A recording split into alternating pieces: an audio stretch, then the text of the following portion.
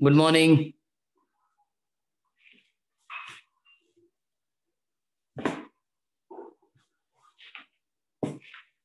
Last question.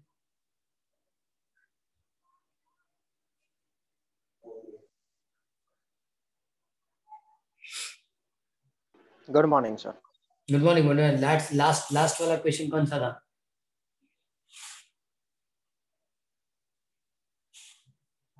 Good morning sir. Good morning. आवाज आ रही है? Hello. Yes sir. Yes sir. हाँ, Yes, लास्ट sir. क्वेश्चन कौन सा?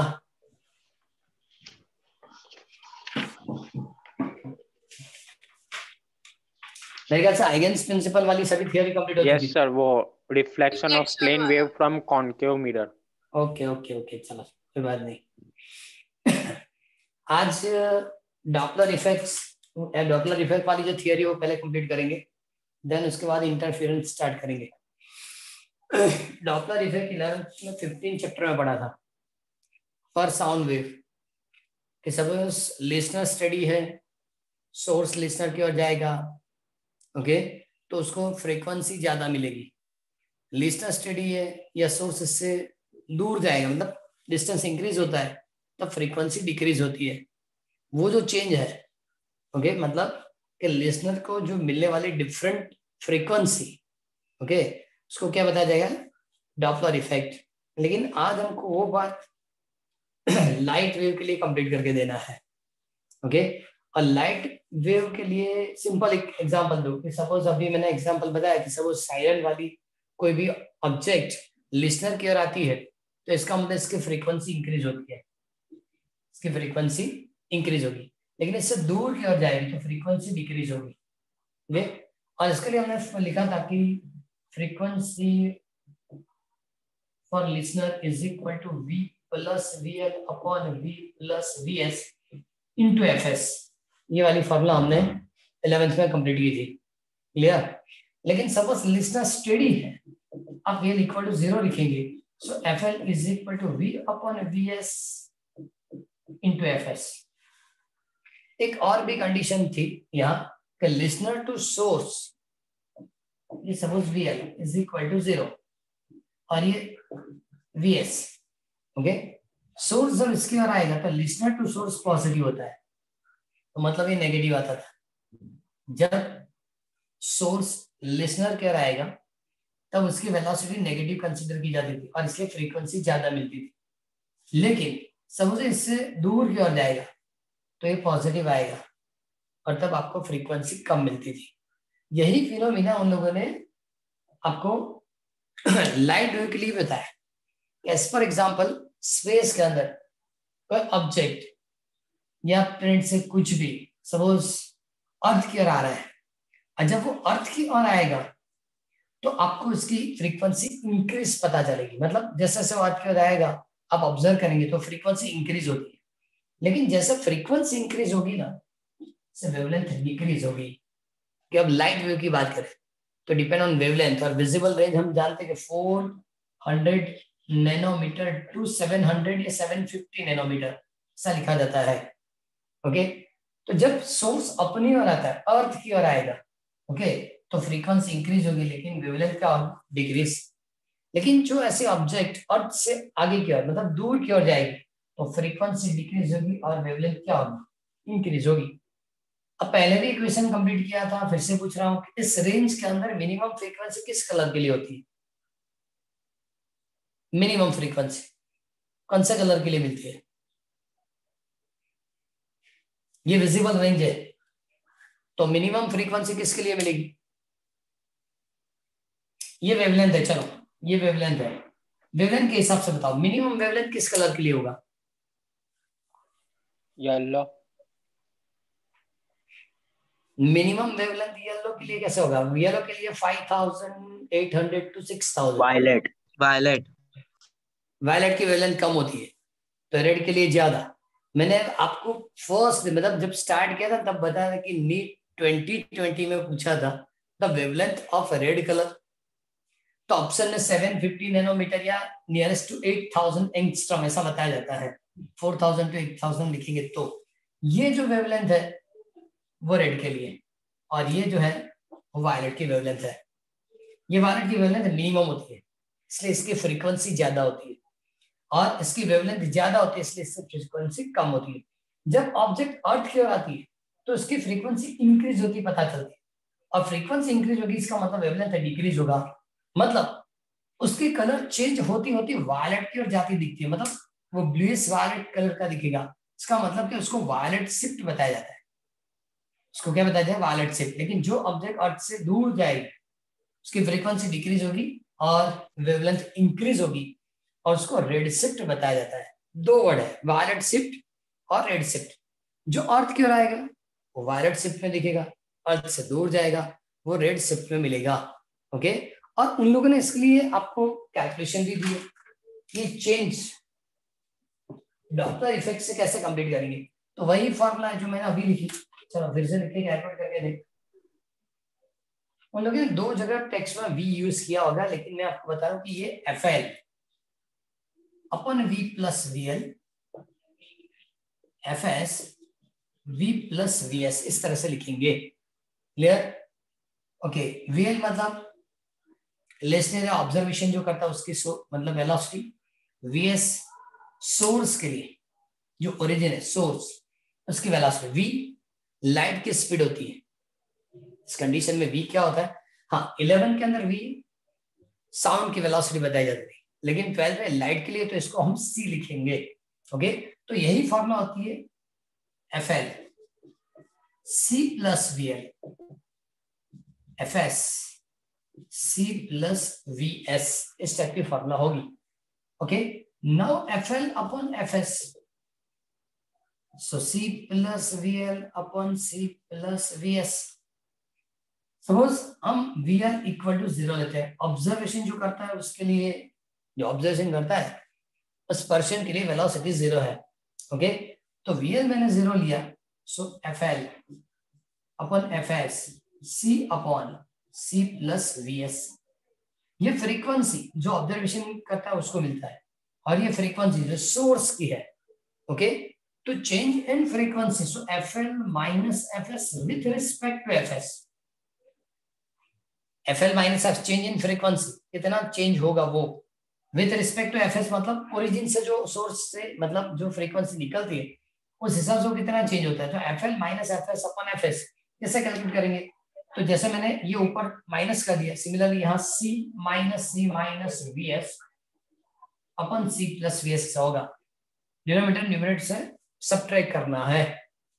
तो ये जो वैल्यूएशन हमको मिलती है, ओके, उसको delta F upon F S is equal to minus V S upon C plus, ऐसा लिख सकते हैं, minus V S upon C plus V S, और C velocity of light, okay, and vs velocity of source।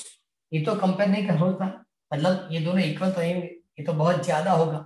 तो उन लोगों ने बताया कि सपोज c के सामने vs निगलेक्ट करेंगे, और c के सामने सपोज आप निगलेक्ट करेंगे, so fs sorry delta f is equal to fs into minus vs upon c, minus vs upon C. इस टाइप की फॉर्मूला मतलब शिफ्ट के लिए डॉपलर शिफ्ट करके इसको लिखा जाता है, F S V S upon C, F S V S upon C. Okay, जब कोई भी चीज मतलब जो ऑब्जर्वेशन है उससे दूर की हो जाएगी, ओके, सपोज सोर्स जो ऑब्जर्वेशन पर्सन है उससे दूर जाएगा तो वी एस पॉजिटिव लिया जाएगा, और सपोज वी एस पॉजिटिव लेंगे तो फ्रीक्वेंसी डिक्रीज होगी ऐसा, और वेवलेंथ इंक्रीज होगी, और वेवलेंथ इंक्रीज होगी मतलब उसको रेड शिफ्ट बताएंगे, इसको क्या बताएंगे? Red shift. लेकिन अर्थ की ओर आएगा तो VS negative negative negative positive, frequency increase होगी तो वेवलेंथ डिक्रीज होगी, उसको वायलेट शिफ्ट बताएंगे। ओके, ये पूरी कैलकुलेशन टेक्स्ट में दी है, पहले उसको कंप्लीट करो और बाद में हम इंटरफेरेंस स्टार्ट करेंगे। एक डिफरेंट टॉपिक दिया है, Doppler effect for light wave, और डॉपलर शिफ्ट की इक्वेशन कंप्लीट करके दे रहा था। उन लोगों ने जहां जहां ये वी लिखा है, वेलोसिटी भी वी में लिखा, फ्रीक्वेंसी भी वी में लिखा, इससे अच्छा है कि इस तरह से लिखो तो प्रॉब्लम नहीं आएगी। क्लियर? चलो टेक्स्ट बुक एक बार कंप्लीट करो।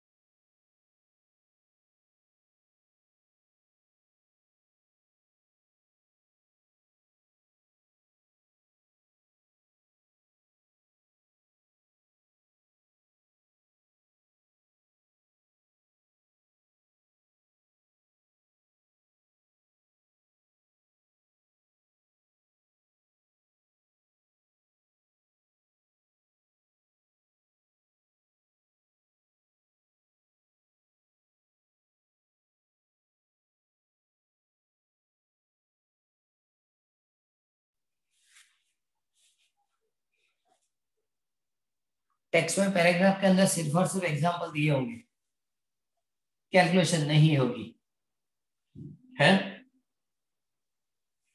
No sir. हाँ, तो बस इस तरह से डॉपलर शिफ्ट की इक्वेशन कंप्लीट करके दो, तो इस तरह से लिख के देना पड़ेगा। ये 11th की फॉर्मूला है, ओके? ये फॉर्मूला किसके? 11th की।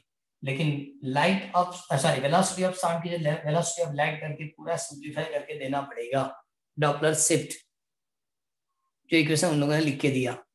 और बाद में साइन कन्वेक्शन भी दिया कि ये आप पॉजिटिव लेंगे कब? जब ये अर्थ से दूर, मतलब ऑब्जर्वेशन जो करता है, जो ऑब्जर्वर है उससे आगे की ओर जाएगा, तो इसका मतलब आप वेलोसिटी ऑफ सोर्स क्या लेंगे?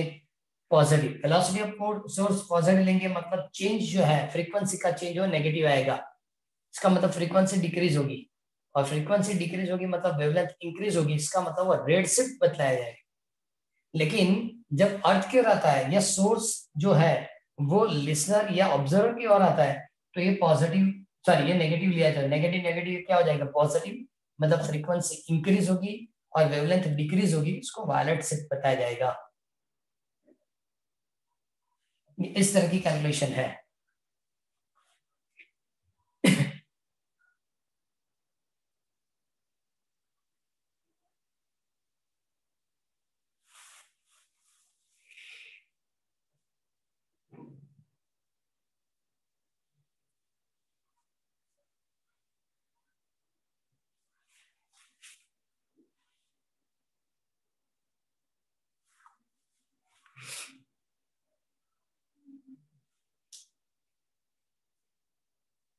कंप्लीट हो जाए तो बताना।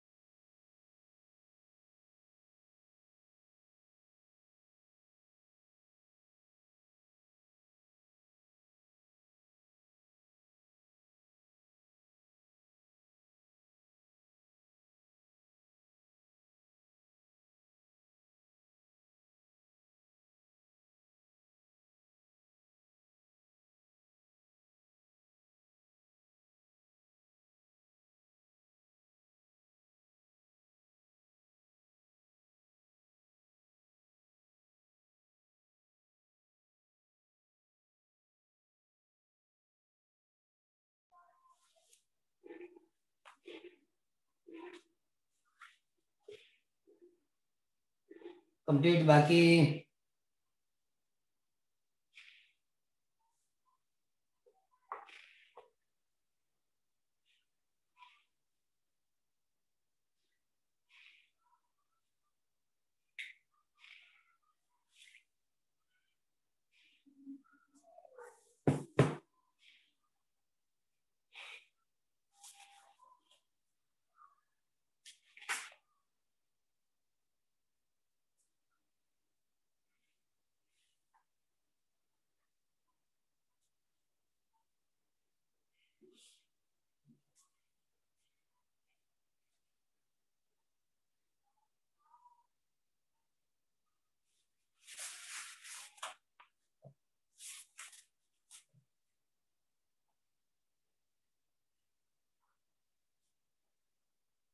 यहाँ से पूरी चैप्टर चेंज होगी, कि उसके बाद मेरे ख्याल से वो डॉपलर इफेक्ट या डॉपलर शिफ्ट वाले न्यूमेरिकल होंगे, और उसके बाद इंटरफेरेंस स्टार्ट होगा।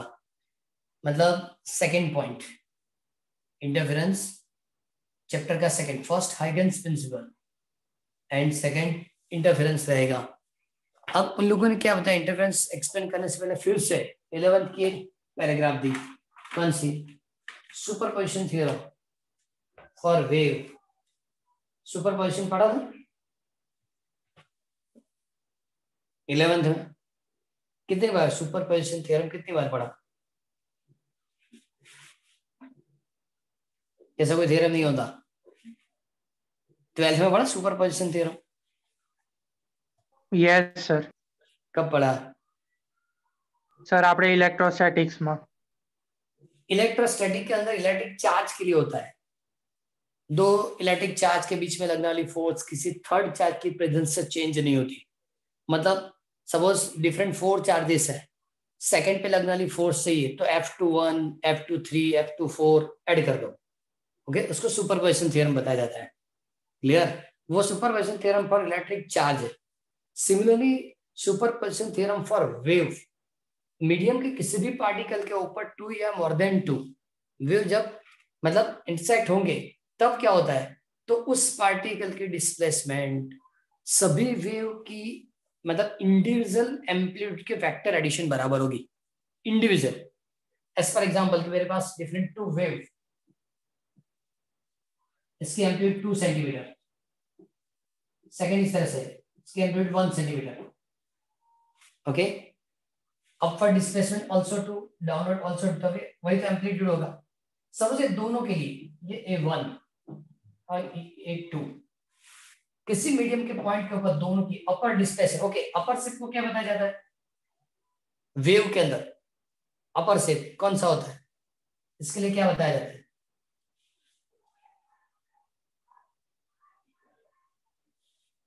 क्रेस्ट या एंड डाउनवर्ड ट्रफ। ओके, ये दोनों याद रखना है। डिस्प्लेसमेंट से ऐसे तो वो एक्सप्रेशन डिस्प्लेसमेंट देंगे कि सपोज दोनों की अपवर्ड डिस्प्लेसमेंट या अपवर्ड एम्पलीट्यूड, दोनों की अपवर्ड एम्पलीट्यूड इस पॉइंट पे इंटरसेक्ट होती है, तो इसका मतलब क्या होगी, resultant amplitude A is equal to A1 plus A2, मतलब 2 + 1 इज इक्वल टू 3 सेंटीमीटर, मतलब वो अपवर्ड जाएगा। ओके, लेकिन सपोज इसी पॉइंट पे दोनों की डाउनवर्ड डिस्प्लेसमेंट इंटरसेक्ट होगी, सो A1 प्लस A2, लेकिन -2 - 1 इक्वल टू -3 सेंटीमीटर, मतलब वो डाउनवर्ड जाएगा। ओके, लेकिन सपोज फर्स्ट की अपवर्ड डिस्प्लेसमेंट और सेकंड की डाउनवर्ड डिस्प्लेसमेंट है, तो सो 2 - 1 एडिशन तो A1 प्लस A2 ही लिखेंगे हम, A1 प्लस A2, लेकिन फर्स्ट के लिए अपवर्ड, सो 2 प्लस, सेकंड के लिए -1, सो 1 सेंटीमीटर अपवर्ड जाएगा। और सपोज फर्स्ट की डाउनवर्ड डिस्प्लेसमेंट और फर्स्ट की अपवर्ड डिस्प्लेसमेंट होगी तो -2 + 1 मतलब -1 सेंटीमीटर डाउनवर्ड जाएगा। ये मैंने एग्जांपल इसलिए एक्सप्लेन की कि सिर्फ और सिर्फ दो वेव किसी पॉइंट पे इंटरसेक्ट होंगे तो उसके डिस्प्लेसमेंट या उसकी एम्पलीट्यूड दोनों की इंडिविजुअल एम्पलीट्यूड के वेक्टर एडिशन बराबर होगा। वेक्टर एडिशन मतलब अपवर्ड डिस्प्लेसमेंट मतलब प्लस एंड डाउनवर्ड डिस्प्लेसमेंट मतलब माइनस, अकॉर्डिंग टू नेगेटिव और positive y axis. Upward displacement positive y axis, negative मतलब डाउनवर्ड डिस्प्लेसमेंट। ये सुपरपोजिशन थ्योरम फॉर वेव। और इंटरफेरेंस इस तरह मिलेगा कि आप किसी भी पॉइंट के ऊपर 2 या मोर देन 2 वेव इंटरसेक्ट होंगे तो उसकी इंटेंसिटी कितनी ज्यादा होगी, मतलब वह लाइट की इंटेंसिटी, क्योंकि ये लाइट वेव के लिए, तो लाइट की इंटेंसिटी कितनी इंक्रीज होगी डिक्रीज होगी, वो हमको कैलकुलेट करके देना है। ओके, और इसके लिए सबसे पहले उसने करंट एंड इनकरंट सोर्स करके, करंट एंड इनकरंट सोर्स ऐसे टॉपिक दिया है। Okay, coherent and incoherent addition of a wave, लेकिन ये सोर्स की टाइप है। सोर्स की टाइप इसलिए कि सपोज दो सोर्स इक्वल फेस है। इक्वल फेस देखो इसने डायग्राम 10.8a में बताया, 10.8a के दो वेव्स है, सॉरी दो रॉड है, एक साथ आप ऊपर नीचे ऐसे करेंगे। ओके, पानी ट्रे में भरना है और दो रॉड लेके से ऊपर नीचे करेंगे तो इक्वल एम्पलीट्यूड इक्वल फेस से क्या होंगे, वेव प्रोड्यूस होंगे। ओके, सो डायग्राम के अंदर इधर चलो मैं ड्रॉ करके आपको बता दूं।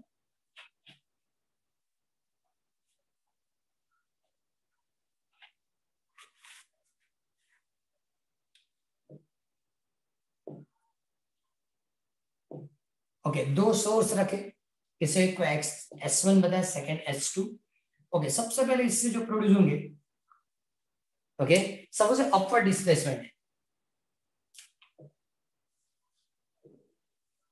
ये डाउनवर्ड डिस्प्लेसमेंट होगा, अगेन अपवर्ड, ओके, उसके बाद क्या होगा, अगेन डाउनवर्ड, तो इस तरह से चलता रहेगा। अब चेक करो, जहां ब्लू ब्लू और ब्लैक ब्लैक मैच होता है ना, इसका मतलब क्या हुआ, यहाँ ब्लू और ब्लैक, ब्लू के साथ ब्लू, ओके, अब ब्लू के साथ ब्लू मतलब दोनों डाउनवर्ड डिस्प्लेसमेंट, ब्लैक के साथ ब्लैक मतलब दोनों अपवर्ड डिस्प्लेसमेंट है, मतलब कि वहां आपको एम्पलीट्यूड मैक्सिमम मिलने वाला है, ओके। लेकिन जहां ब्लू और ब्लैक कंसीडर मतलब कोइंसाइड होंगे, तो एक से अपवर्ड सेकंड से डाउनवर्ड मतलब उसकी डिस्प्लेसमेंट नहीं होगी, क्योंकि दोनों की एम्पलीट्यूड इक्वल है, दोनों की एम्पलीट्यूड क्या है, इक्वल, दोनों की फेज भी क्या है, इक्वल। अभी मैंने लिखा था A1 A2 करके, लेकिन सपोज A1 equal to 2 centimetre, A2 also 2 centimetre, और दोनों की अपवर्ड डिस्प्लेसमेंट मैच हुई तो 4 सेंटीमीटर ऊपर जाएगा, दोनों की डाउनवर्ड डिस्प्लेसमेंट मैच हुई तो 4 सेंटीमीटर डाउनवर्ड जाएगा, लेकिन किसी एक की अपवर्ड डिस्प्लेसमेंट सेकंड के लिए डाउनवर्ड डिस्प्लेसमेंट दोनों मैच होंगे तो जीरो, जीरो का मतलब वो पार्टिकल डिस्प्लेस नहीं होगा। तो यहां भी चेक करो कि जहां जहां ब्लू और ब्लैक कोइंसाइड होते हैं वहां डिस्प्लेसमेंट नहीं होने वाला, लेकिन जब ब्लू के साथ ब्लू, ब्लैक के साथ ब्लैक मैच हो जा, इसका मतलब अपवर्ड या डाउनवर्ड मैक्सिमम एम्पलीट्यूड मिलेगा।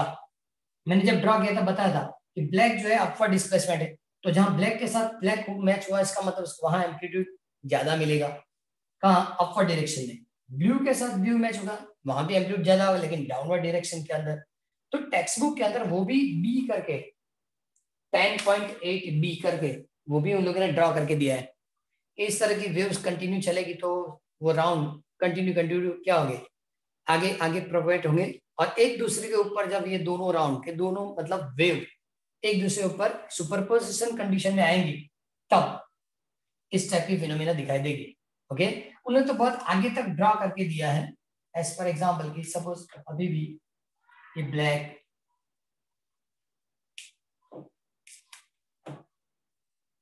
ऐसे ब्लू, और तो बाद में किसी एक पॉइंट को कंसीडर किया यहां से और यहां से, ये पी करके लिख दिया, ओके। और बाद में उन लोगों ने बताया कि suppose S1P is equal to S2P है, मतलब यहां से और यहां से इक्वल डिस्टेंस पे है। चलो सबसे पहले तो S1 से जो भी डिस्प्लेसमेंट का y is equal to a cos omega t, y2 is equal to a cos omega t। क्यों इक्वल, दोनों के एम्पलीट्यूड इक्वल है, दोनों की फ्रीक्वेंसी इक्वल है, और ये जो मोशन हो रही है ना वो सिंपल हार्मोनिक मोशन है। 11th में पढ़ा था सिंपल हार्मोनिक मोशन की इक्वेशन क्या होती है, सिंपल हार्मोनिक मोशन के लिए इक्वेशन क्या होगा, ये तो 1 मार्क क्वेश्चन की तरह हो गया ना, into cos ओमेगा टी, फिर से amplitude into cos omega t और sin omega T.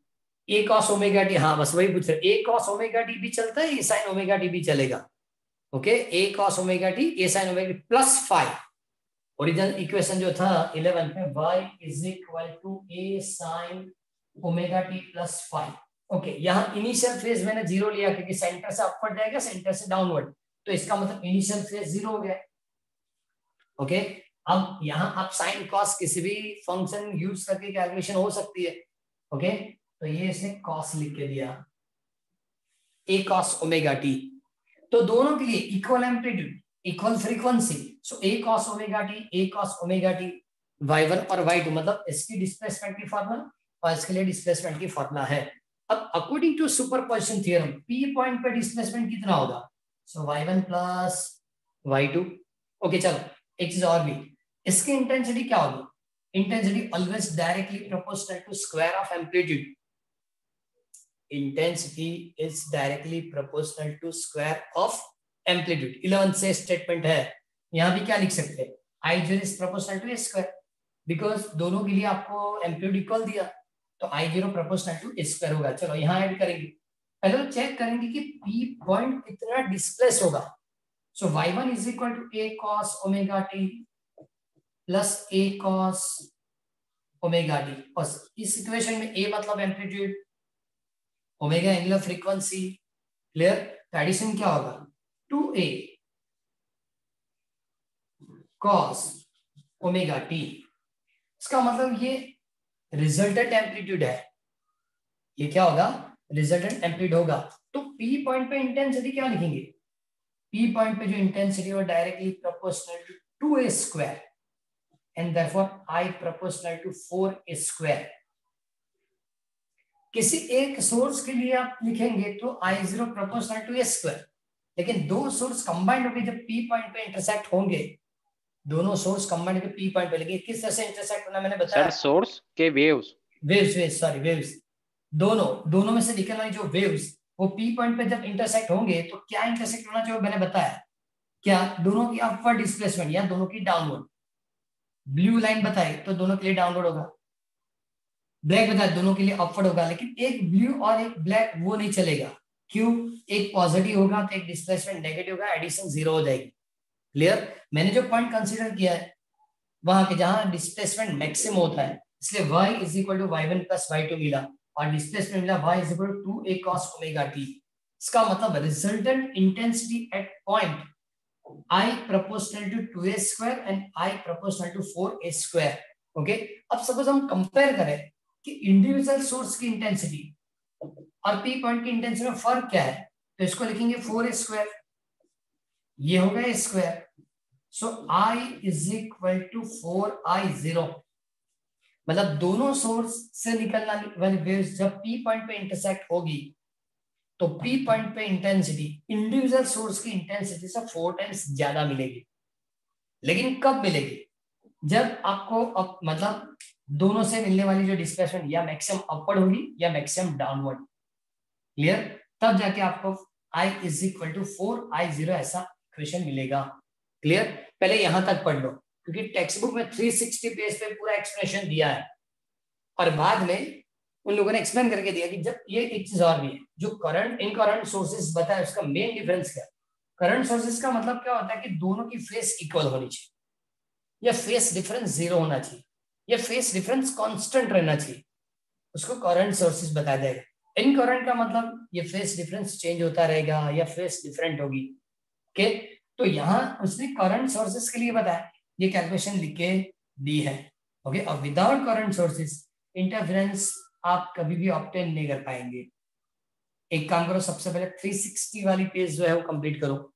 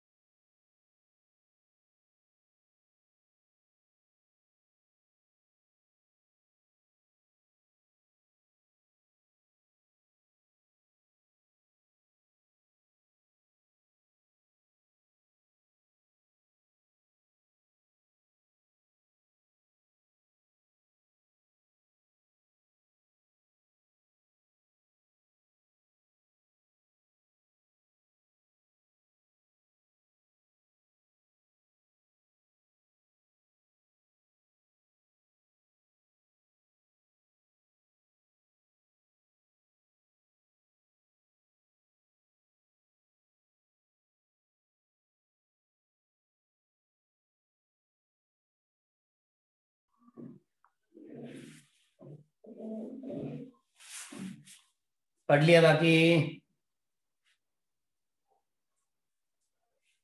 Yes sir. Escape करने में कितनी देरी है?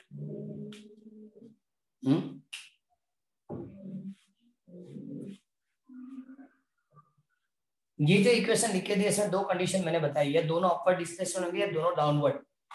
लेकिन सपोज किसी एक का अपवर्ड और सेकंड का डाउनवर्ड होगा तो so y is equal to y1 plus y2, लेकिन एक पॉजिटिव का और एक नेगेटिव। सपोज ये वाला पॉजिटिव है तो y is equal to a cos omega t, और ये डाउनवर्ड डिस्प्लेसमेंट है तो minus a cos omega t. Answer क्या हो जाएगा? 0, मतलब डिस्प्लेस ही नहीं होगा। और सपोज डिस्प्लेसमेंट ही नहीं होगा तो एम्पलीट्यूड नहीं मिलेगा, और एम्पलीट्यूड नहीं होगा तो इंटेंसिटी नहीं होगी। मतलब जहां जहां ब्लू और ब्लैक कोइंसाइड होते हैं वहां आपको इंटेंसिटी ज्यादा मिलेगी, और ये लाइट वेव्स है इसलिए लाइट की इंटेंसिटी ज्यादा मिलेगी। लेकिन जहां ब्लैक और ब्लू कोइंसाइड होता है ना वहां लाइट की इंटेंसिटी 0 हो जाएगी। 0 इसलिए होगी कि एक अपवर्ड डिस्प्लेसमेंट और सेकेंड डाउनवर्ड।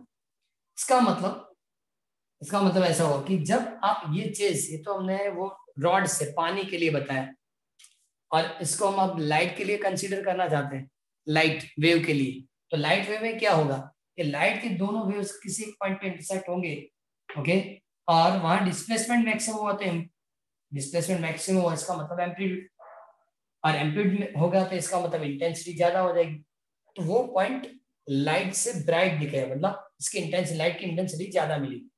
लेकिन इस टाइप की कंडीशन जब होगी तो पॉइंट डिस्प्लेस नहीं होगा, और डिस्प्लेस नहीं होगा मतलब एम्पलीट्यूड नहीं होगा तो इंटेंसिटी 0 मिलेगी। इसका मतलब स्क्रीन पे जब चेक करेंगे ना तो ऐसी पोर्शन आएगी जहां लाइट की इंटेंसिटी ज्यादा है, और एक ऐसी पोर्शन होगी जहां लाइट की इंटेंसिटी 0 है, ओके। तो उस फ्रिंजेस को इंटरफेरेंस फ्रिंजेस बताया जाता है। लेकिन अभी कैलकुलेट कैसे करेंगे? क्योंकि हमने तो S1 S2 S1P S2P equal लिख के दिया था, डिफरेंट है। सपोज इस साइड पे होगा तो S1P ज्यादा होगा, S2P कम भी हो सकता है, ओके। तब क्या? इक्वल डिस्टेंस के लिए तो बराबर है, डिफरेंट डिस्टेंसिंग होगी, S1P ज्यादा S2P कम है, उस टाइम पे इसको किस तरह से कैलकुलेट कर पाएंगे? तो उन पार्ट लोगों ने डिफरेंस। फिर से पार्ट डिफरेंस है। या पाथ डिफरेंस वही होगा ना। जब देखो ये दोनों इक्वल है तो पाथ डिफरेंस रहेगा ही, लेकिन सपोज ये ज्यादा और ये कम है तो मतलब कौन सा पाथ डिफरेंस है? कौन मतलब यहाँ से ज्यादा मिला, ये कम मिला। पाथ डिफरेंस क्या रहता है उसके ऊपर, ओके, वो इंटरफेरेंस की टाइप डिपेंड करती है। तो वो जो मतलब नॉर्म्स है या जो मेन पॉइंट्स दिए जो आपको याद रखने किसके लिए? अब एक चीज और है कि जहां आपने चेक किया कि इंटेंसिटी बढ़ गई, ऐसे I is equal to 4I0, मतलब जहां अपवर्ड डिस्प्लेसमेंट जहां डाउनवर्ड डिस्प्लेसमेंट वहां इंटेंसिटी ज्यादा होगी या मैक्सिमम इंटेंसिटी मिलती है, उसको हमने कंस्ट्रक्टिव इंटरफेरेंस बताया जाता है, कंस्ट्रक्टिव इंटरफेरेंस।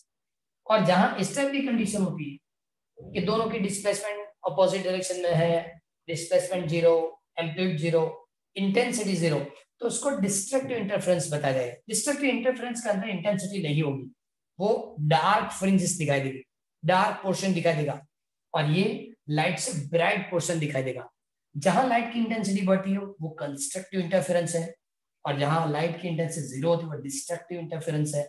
दो टाइप बताई, ये दोनों टाइप के लिए पाथ डिफरेंस क्या होना चाहिए वो अब उन लोगों ने कैलकुलेट करके दिया।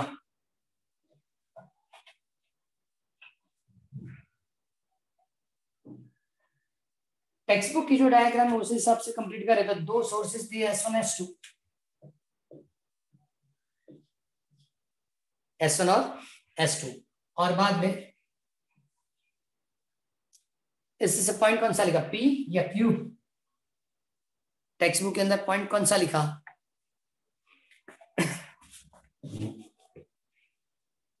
Q लिख के दिया है, ओके। चल यहां से जो व्यू जाएगा, ओके, तो दोनों यहाँ इंटरसेक्ट होंगे Q पॉइंट के लिए। अब उसने लिखा है कि S1Q, टेक्स्ट में लिखा S1Q जो डिस्टेंस है वो 7 लैम्डा जितना है, एंड S2Q जो दिया वो 9 लैम्डा जितना है। S1Q ओके 7, और ये क्या लिखा 9, तो इसका मतलब s2q minus s1q 9 lambda minus 7 lambda and that is equal to 2 lambda. क्या लिखा उसने इसके लिए? 2 लैम्डा लिख के दिया।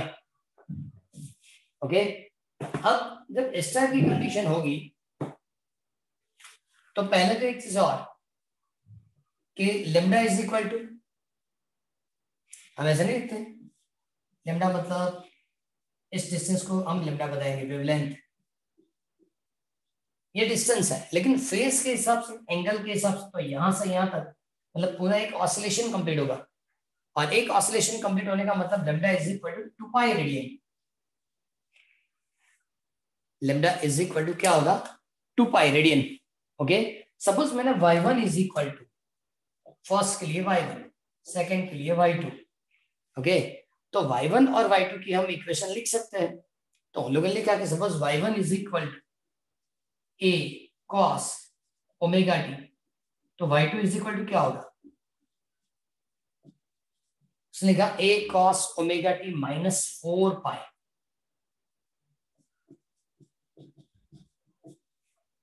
क्यों 4 पाई? ऐसा क्यों लिखा? 4 पाई क्यों लिखा? तो यहां आपने चेक किया कि दोनों के बीच में path difference is 2 lambda and lambda is equal to 2 pi, so total difference कितना होना चाहिए? 4 पाई। मतलब दोनों सोर्स के बीच की जो डिफरेंस आएगी, फेस डिफरेंस, 4 पाई। ओके, अब एक चीज और भी है, उन लोगों ने बताया कि जब ये दोनों एक जगह इंटरसेक्ट होंगे और वहां इंटेंसिटी, दोनों जब एक साथ इंटरसेक्ट होंगे तो इंटेंसिटी क्या होगी? इक्वल होगी। सॉरी, इसके दोनों की एम्पलीट्यूड तो इक्वल है, फेस डिफरेंट है, एम्पलीट्यूड ए, यहां भी एम्पलीट्यूड क्या है? ए। अब चेक करो कि यहाँ टोटल 7 नंबर, मतलब 1 2 3 4 5 6 और 7, टोटल 7 वेव्स है। ओके, सिमिलर यहाँ कितने होंगे? 9। मतलब यहाँ दोनों की या अपवर्ड डिस्प्लेसमेंट या दोनों की डाउनवर्ड डिस्प्लेसमेंट एक साथ मैच होगी, क्योंकि टोटल 7 लैम्डा और ये टोटल क्या दिया? 9 लैम्डा। ऐसे दो जब इंटरसेक्ट होंगे, या दोनों की अपवर्ड डिस्प्लेसमेंट एक साथ होगी या दोनों की डाउनवर्ड डिस्प्लेसमेंट एक साथ होगी। इसका मतलब ये पॉइंट जो है वो कंस्ट्रक्टिव इंटरफेरेंस वाला होगा, ब्राइट पॉइंट होगा।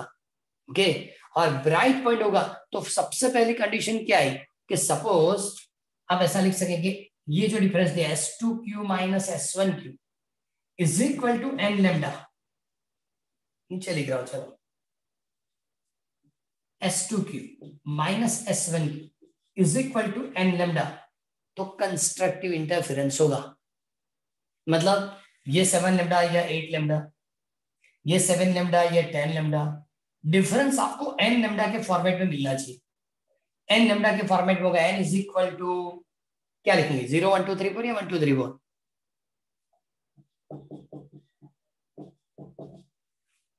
0 भी हो सकता है। पहले जो मैंने बताया s1p is equal to s2p लिखा था, तब डिफरेंस क्या आता था? 0, तो भी हमको कंस्ट्रक्टिव मिला था। तो यहाँ लिखा s2q minus s1q is equal to n lambda, n equal to 0 1 2 3 4। इस टाइप की कंडीशन होगी तो कंस्ट्रक्टिव इंटरफेरेंस होगा। ये जो मैंने लिखा इन terms of path difference, path difference मतलब दो जो मतलब होंगे यहां से यहां तक जाने दो वेव्स, सपोज यहां से हम लाइन ड्रॉ, तो ये फर्स्ट और ये सेकंड, दो वेव जितना डिस्टेंस क्या है, यहां से ज्यादा जाना पड़ता है, यहां से कम जाना पड़ेगा, सिमिलर। ओके, तो उसने क्या लिखा कि n लैम्डा वाली कंडीशन होगी तो कंस्ट्रक्टिव। लेकिन अभी मैंने लिखा था लैम्डा इज इक्वल टू 2 पाई, ऐसा भी लिख सकते हैं कि फेस डिफरेंस सपोज कंप्लीट करना है, फेस डिफरेंस, तो फेस डिफरेंस क्या होगा? 2n पाई। फेस डिफरेंस क्या होना चाहिए? 2n पाई।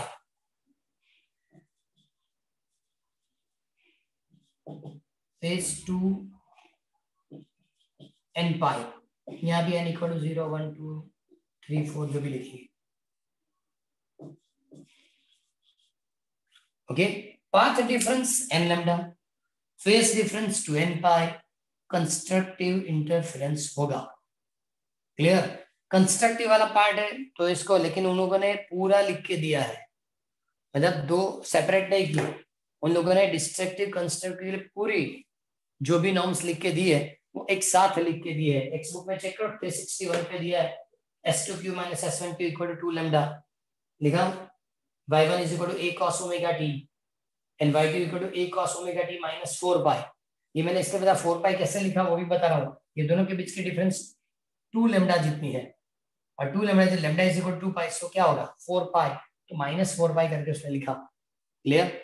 और बाद में बताया कि दोनों से ये वाली पॉइंट जो है वो ब्राइट पॉइंट होगी।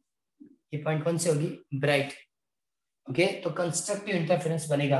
तो ये दोनों टर्म जो मैंने लिखी, पाथ डिफरेंस और फेस डिफरेंस के तौर पे ये कंस्ट्रक्टिव है। ओके, और डिस्ट्रक्टिव, डिस्ट्रक्टिव के लिए टेक्स्ट बुक में जो डायग्राम है ये S और ये S2,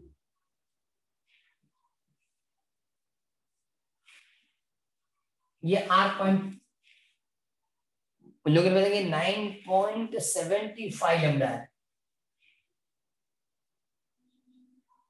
9.75 लैम्डा। इसकी बात करें हम फर्स्ट के लिए, जिसको हम S1R लिखेंगे। अब S2R के लिए लिखा 7.25 लैम्डा।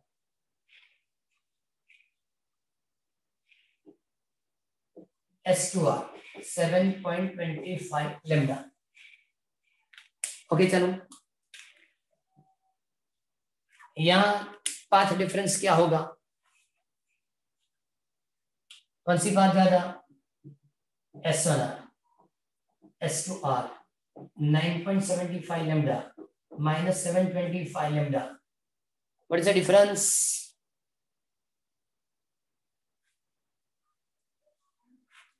इन दोनों के बीच में डिफरेंस क्या होगा? 2.5 लैम्डा। ओके, आपने S2R माइनस S1R किया होता तो माइनस 2.5 लैम्डा। सो कोई फर्क नहीं पड़ता, मुझे सिर्फ और सिर्फ फाइंड मतलब पाथ डिफरेंस चाहिए। ओके, तो उन लोगों ने यहां भी लिखा कि सपोज आप y1 इज इक्वल टू लिखेंगे, कौन सा y1 इक्वल टू तो a cos omega t and y2 is equal to a cos omega t minus की जगह क्या लिखेंगे? प्लस क्या होना चाहिए? 2.5 lambda is equal to 2 pi, lambda is equal to 2 pi. तो मल्टीप्लिकेशन से क्या मिलेगा? क्लियर। तो ये सेकंड के लिए, ये किसके लिए लिखा उसने? सेकंड के लिए। लेकिन जो मेन चीज मैं लिख रहा हूं वो ये है कि ये दोनों के बीच की distance S2R minus S1R is equal to n plus 1/2 lambda. n plus 1/2, देखो यहां n लैम्डा था, यहां तो जो मिलेगा वो n प्लस 1/2 लैम्डा। ओके, तो ये डिस्ट्रक्टिव इंटरफेरेंस होगा। ये कौन सा होगा? दो वेव कहीं भी इंटरसेक्ट हो रहे हैं। मेरी बात सुनो, क्या आप वेव कंसीडर नहीं कर पाएंगे, लेकिन यहाँ से यहाँ तक की लेंथ क्या है वो तो आपको मिलेगी। ये भी लेंथ क्या होगी आप मेजर कर सकते हैं, और वेवलेंथ के हिसाब से वो भी लिख भी सकते हैं। तो उन लोगों ने लिखा कि S2R minus S1R is equal to n plus 1/2 lambda. Okay, n equal to 0 1 2 3 so on. Okay, तो ये जो देगा वो डिस्ट्रक्टिव इंटरफेरेंस देगा। यह चीज और भी है, इसको भी फेज में लिखना है, तो फेज डिफरेंस के तौर पे लिखना है। फेज डिफरेंस के तौर पे लिखना है तो यहाँ भी लैम्डा इज इक्वल टू क्या रखेंगे आप? 2 पाई रखेंगे। लैम्डा इज इक्वल टू क्या रखना है? 2 पाई। टेक्स्ट में मेरे ख्याल से दिया होगा, सभी लिखे। यस, उन लोगों ने लिख के दिया है। लैम्डा इज इक्वल टू 2 पाई रख दो, क्या मिलेगा आंसर इसमें?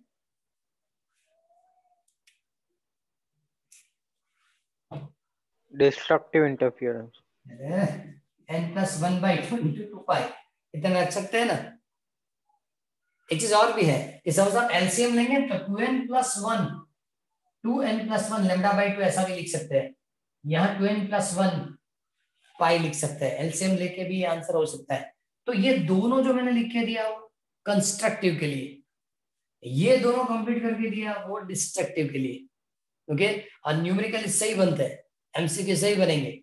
ओके, जो भी आपको पैरामीटर्स दिए चेक करना है कि पाथ डिफरेंस क्या होना चाहिए, n लैम्डा तो constructive, 2n plus 1/2 lambda, n plus 1/2 lambda तो डिस्ट्रक्टिव। इसको ऐसे भी लिखा जाता है 2n plus 1 lambda by 2, 2n plus 1 lambda by 2 तो भी चलेगा।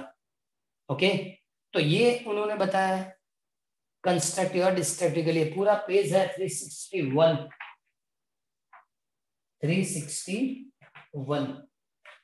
62 पे मत जाना क्योंकि इंटेंसिटी डिफरेंट, इंटेंसिटी उन लोगों ने कैलकुलेट की है। जैसे हमने S1 पे S2 पे इक्वल लिया था और इंटेंसिटी बताई थी, सिमिलर यहाँ भी उन लोगों ने इंटेंसिटी बताई है। लेकिन पहले ये कंप्लीट करो सर एक बार फिर से एक्सप्लेन करो ना। ओके, अब देखो सर दो सोर्स बताए S1 S2, क्यू पॉइंट तक जाएंगे। उसने बताया कि ये वाली लेंथ 7 लेमडा जितनी है, ये लेंथ 9 लेमडा जितनी है। तो आप डिफरेंस है S2Q माइनस S1Q से 9 lambda minus 7 lambda is equal to 2 lambda. लेकिन डायग्राम के हिसाब से lambda is equal to 2 pi भी लिख सकते हैं। ओके, चलो फर्स्ट के लिए y1 is equal to a cos omega t, y2 is equal to a cos omega t minus 4 pi. Okay, phase difference भी उन लोगों ने कंप्लीट करके दिया, एम्पलीट्यूड इक्वल लेकिन फेस डिफरेंस इस तरह का है। ओके, तो अब जब ये दोनों इंटरसेक्ट होंगे तो पाथ डिफरेंस क्या होगा, 2 लेमडा। तो सिंपल चीज है, 2 लेमडा का मतलब क्या हुआ कि पूरी दो वेव जितना डिफरेंस है, चलो यहां से इस तरह से वेव निकला तो यहाँ खत्म होगा, यहां से वेव निकला तो यहाँ खत्म होगा, मतलब दोनों के लिए डिस्प्लेसमेंट एक दिशा, या अपवर्ड या डाउनवर्ड। मैं बोल रहा हूँ समझ में आता है, ये इस तरह का पूरा एक वेव है, इस सेकेंड थर्ड, तो यहाँ भी लास्ट वेव पूरा कंप्लीट होगा, यहां से जाएगा वो भी लास्ट वेव पूरा कंप्लीट होगा। मतलब दोनों जब इंटरसेक्ट होंगे, या दोनों अपवर्ड भी हो सकते हैं, दोनों डाउनवर्ड भी होंगे। इसका मतलब क्या होता है कि यहाँ जो भी कंडीशन क्रिएट होगी, यहाँ जो भी कंडीशन क्रिएट होगी ये मैक्सिमम होगी, दोनों की एक जैसी, ऑपोजिट नहीं होगा, या दोनों अपवर्ड होंगे या दोनों डाउनवर्ड होंगे।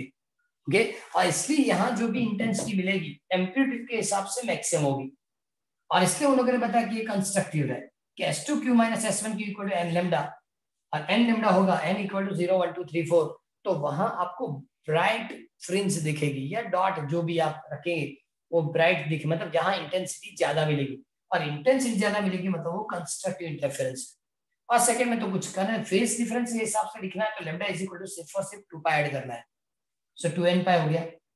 अब सेकंड एग्जांपल देख के सपोज ये दोनों वेव यहां इंटरसेक्ट हो रहे हैं, सबसे पहले 9.75 लैम्डा, ओके, और ये 7.25 लैम्डा। तो इसका मतलब जब ये दोनों की इंटरसेक्टिंग होगी, ओके, तो दोनों के इंटरसेक्टिंग में डिफरेंस क्या है, 2.5 लैम्डा, 2.5 लैम्डा। ओके, तो उन लोगों ने बताया कि किसी एक से अपवर्ड डिस्प्लेसमेंट भी हो सकती है, किसी की डाउनवर्ड भी डिस्प्लेसमेंट हो सकती है, क्योंकि दोनों के बीच की डिफरेंस 2.5 लैम्डा है, 2.5 लैम्डा है। तो इसका मतलब ये प्लस में भी होगा माइनस में भी चलेगा।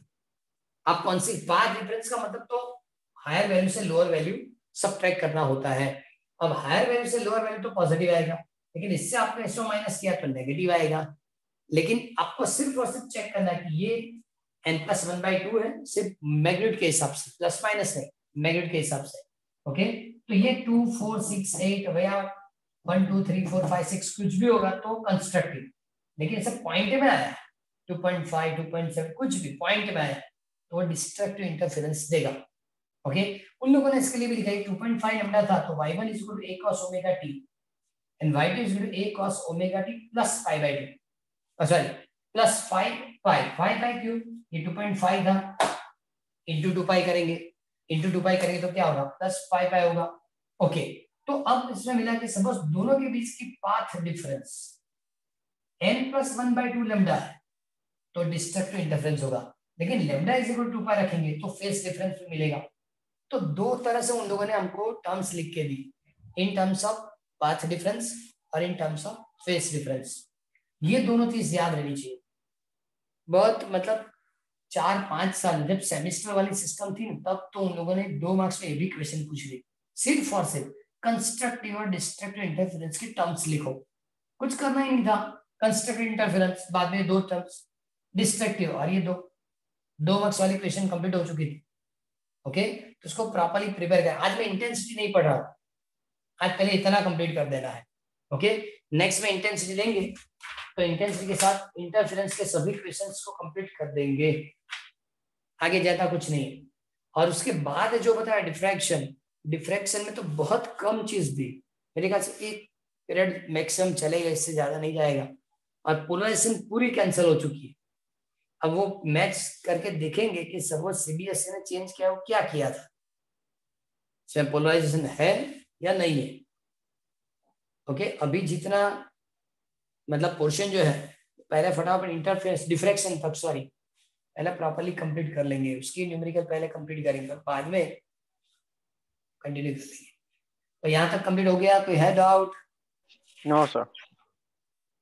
ओके, नेक्स्ट वीडियो सबसे पहले इंटेंसिटी से स्टार्ट करेंगे और बाद में पाथ डिफरेंस की फॉर्मूला, दो कंसेक्यूटिव फ्रिंज के बीच के डिस्टेंस की फॉर्मूला, सब कंप्लीट कर लेंगे।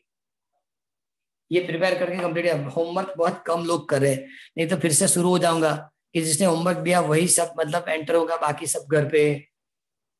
होमवर्क तो करेंगे ना घर पे? Good day sir. शुरू हो गया? ओके।